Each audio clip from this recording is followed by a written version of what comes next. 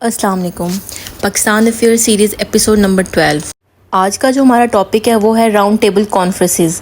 इसमें हम तीनों कॉन्फ्रेंसेस पढ़ेंगे 1930 से 1932 तक। तीनों जो भी कॉन्फ्रेंसेस हुई हैं उन सब के फीचर्स, आउटकम्स वो हम सब पढ़ेंगे। फर्स्ट राउंड टेबल कॉन्फ्रेंस पे जाने से पहले हम थोड़ा सा इसका बैकग्राउंड पढ़ लेते हैं कि क्यों राउंड टेबल कॉन्फ्रेंस करने की ज़रूरत पड़ी। अगर हम इसका बैकग्राउंड देखें तो प्री पार्टीशन के टाइम पे सब कॉन्टिनेंट में जो भी अनरेस्ट था उसके लिए ये कॉन्फ्रेंसेस जो थी ये की गई। 1919 में एक्ट आया था मगर वो एक्ट सही से वर्क नहीं कर रहा था। फिर साइमन कमीशन बनाया गया। कांग्रेस ने civil disobedience movement against Simon commission start की। सेल्फ गवर्नमेंट की जो डिमांड थी ब्रिटिशर ने उसको रिजेक्ट किया और कहा गया कि अपना खुद का कॉन्स्टिट्यूशन बनाए, और वो जो कहा गया था वो नेहरू रिपोर्ट की फॉर्म में सामने आया। मुस्लिम्स ने कहा कि कायदे आज़म के जो 14 पॉइंट्स हैं उनको नेहरू रिपोर्ट में ऐड किया जाए, देन ही हम नेहरू रिपोर्ट को एज अ कॉन्स्टिट्यूशन मानेंगे, अदरवाइज नहीं। मगर 14 points, Nehru report, Simon commission, जब इनमें से किसी पर भी कोई एग्रीमेंट ना हुआ तो एक तो राउंड टेबल कॉन्फ्रेंसेस जो थी वो की गई, जो स्टार्ट हुई लंदन में। और उस टाइम पे लंदन में लेबर पार्टी जो थी उनकी गवर्नमेंट चल रही थी। उन्होंने कॉन्फ्रेंस अरेंज की और हर पार्टी के कुछ मेंबर्स को वहाँ पे इनवाइट किया। अब हम इसके इंट्रोडक्शन पे चले जाते हैं। एसेंशियल आइडिया जो था राउंड टेबल कॉन्फ्रेंस का वो यही था कि ऑल पार्टीज आर इक्वल। जितनी भी पार्टीज यहाँ पे इन्वाइट की जाएंगी तमाम की तमाम इक्वल होंगी।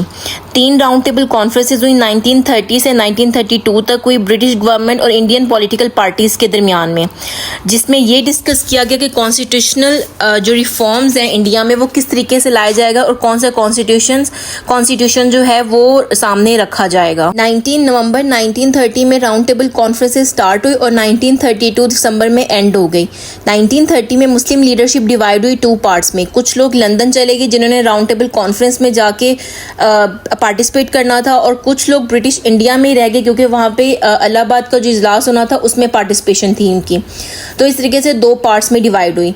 अब हम देखते हैं कि फर्स्ट राउंड टेबल कॉन्फ्रेंस के फीचर्स क्या थे और आउटकम्स क्या आए उसके। फर्स्ट राउंड टेबल कॉन्फ्रेंस 12 नवंबर 1930 में हेल्ड हुई। तमाम जो पार्टीज थी उन्होंने इसमें पार्टिसिपेट किया एक्सेप्ट कांग्रेस। ब्रिटिश ने इनवाइट किया था all Indian Muslim league, Congress, दोनों को, लेकिन ऑल इंडियन मुस्लिम लीग ने एक्सेप्ट किया और कांग्रेस ने उनके जो इन्विटेशन था उसको रिजेक्ट कर दिया। और यही वही टाइम था जब साइमन कमीशन रिपोर्ट भी आ गई थी, और जब साइमन कमीशन रिपोर्ट को देखा गया तो ये चीज़ सामने आई कि इसमें काफ़ी हद तक 14 पॉइंट जो कायदे आज़म के जो गोल थे उनको एक्सेप्ट किया गया इसके अंदर। फर्स्ट राउंड टेबल कॉन्फ्रेंस को फर्स्ट मीटिंग भी कहा जाता है जिसके अंदर इक्वल पार्टिसिपेशन थी between British and government, British and India, जिसमें ब्रिटिश और इंडिया को इक्वली जो एक इक्वल लेवल पर रख के बात की गई थी। इसका रिजल्ट जो था वो इतना ज़्यादा प्रोग्रेस में नहीं गया। रैमसे मैकडोनाल्ड ने इसको प्रिसाइड किया था फर्स्ट राउंड टेबल कॉन्फ्रेंस का। प्रोमिनेंट मुस्लिम लीडर जो इसमें पार्टिसिपेशन थी, आगा खान, सर मोहम्मद अली जौहर, मोहम्मद शाफी। अब अगर इसके हम आउटकम्स देखें फर्स्ट राउंड टेबल कॉन्फ्रेंस के, तो फर्स्ट राउंड टेबल कॉन्फ्रेंस बुरी तरीके से फेल हो गई थी।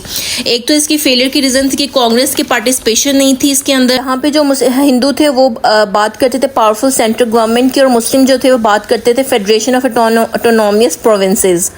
मुसलमानों की डिमांड थी सेपरेट इलेक्टोरेट, और वहीं पे हिंदू जो थे वो इस सेपरेट इलेक्टोरेट की डिमांड को अबॉलिश करना चाहते थे। तो कॉन्फ्रेंस जो थी वो एंड हुई 19 जनवरी 1931 को एक फेलियर फॉर्म में। उसके बाद जो वहाँ के गवर्नर जनरल ऑफ इंडिया थे लॉर्ड इरविन, उनकी रिस्पॉन्सिबिलिटी लगाएगी कि वो कांग्रेस को कन्विंस करके सेकेंड राउंड टेबल कॉन्फ्रेंस में लेकर आए, और इस काम के लिए लॉर्ड इरविन ने एक पैक्ट साइन किया कांग्रेस के साथ जिसको गांधी इरविन पैक्ट 1931 कहा जाता है। इसमें कुछ एग्रीमेंट साइन हुए। सबसे पहला गांधी की तरफ से जो पॉइंट रखा गया कि हमारी जितने भी कैदी हैं, जितने भी सिविल डिसओबीडियंस मूवमेंट हमने जब स्टार्ट की थी उस टाइम पे आप लोगों ने जो हमारे लोगों को कैद किया उनको रिहा किया जाए।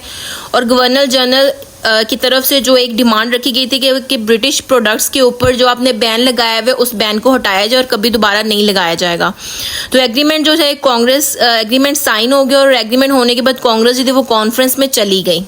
अब गांधी ने जाके सेकेंड राउंड टेबल कॉन्फ्रेंस में एक ऐसी स्पीच की जो काफ़ी ज़्यादा हैवी स्पीच है जिसको कहा जाता है, और उस स्पीच की वजह से सेकेंड राउंड टेबल कॉन्फ्रेंस भी बुरी तरह फ्लॉप हो गई। राउंड टेबल कॉन्फ्रेंस के हम फीचर्स और आउटकम्स देख लेते हैं। ये हेल्ड 7 सितंबर से 1 दिसंबर तक। कांग्रेस की पार्टिसिपेशन थी इसके अंदर। ब्रिटिशर जो थे वो फेवर थे सेपरेट इलेक्टोरेट के as communal reward. Communal reward क्या, वो हम आगे थोड़ा पढ़ते हैं। पहले हम देख लेते हैं कि गांधी ने यहाँ के जो स्पीच दी थी उसके अंदर कौन से 2 ऐसे पॉइंट्स रखे जो फेलियर फ्लॉप की रीज़न बनी सेकेंड राउंड टेबल कॉन्फ्रेंस।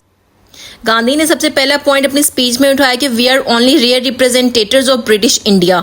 मुस्लिम लीडरशिप जो हमारे सामने बैठी हुई है जीरो है हमारे सामने, क्योंकि हम रिप्रेजेंट करें ब्रिटिश इंडिया में तो हम ही रियल रिप्रेजेंटेटर्स हैं। देन उन्होंने बात की कि सोशल एक्शन प्लान जो हमारा है वो सबसे ज़्यादा स्ट्रॉन्ग है। और उसके बाद स्पीच जो गांधी की थी वो पहली दफ़ा उसमें ऐसा फील हुआ, उनकी बातों में ऐसी चीज़ें थीं जिससे ये नज़र आ रहा था कि वायलेंस क्रिएट होगा। तो ये इनकी जो स्पीच थी आप नेट पे भी सर्च करके इनकी स्पीच को सुन सकते हैं। स्पीच इनकी जो थी उस वजह से सेकंड राउंड टेबल कॉन्फ्रेंस का भी कोई रिजल्ट नहीं निकला और वो भी बुरी तरह फ्लॉप हो गई। सेकंड राउंड टेबल की फ्लॉप के बाद हमारे पास आ गई third round table conference. Third round table conference 17 नवंबर को स्टार्ट हुई और दिसंबर 24 में एंड हो गई। कांग्रेस एंड लेबर पार्टी ने इसके अंदर पार्टिसिपेशन नहीं की।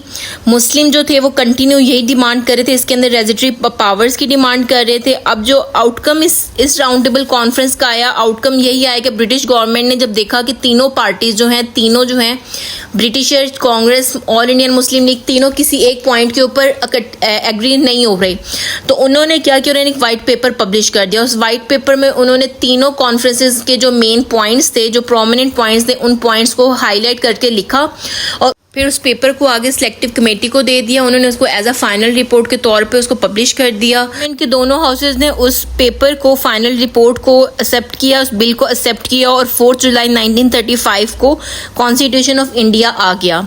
अब कॉन्स्टिट्यूशन ऑफ इंडिया के आगे फीचर्स क्या और उसके आउटकम्स क्या है वो हम नेक्स्ट वीडियो में पढ़ेंगे। मजीद कोई क्वेश्चन आप लोगों का 3 राउंड टेबल कॉन्फ्रेंसेस के ऊपर तो आप लोग मेरे से कमेंट सेक्शन में पूछ सकते हैं, इंस्टाग्राम पे भी पूछ सकते हैं और आप मेरे से व्हाट्सएप ग्रुप में भी पूछ सकते हैं। दुआ में याद रखिएगा। अल्लाह हाफिज़।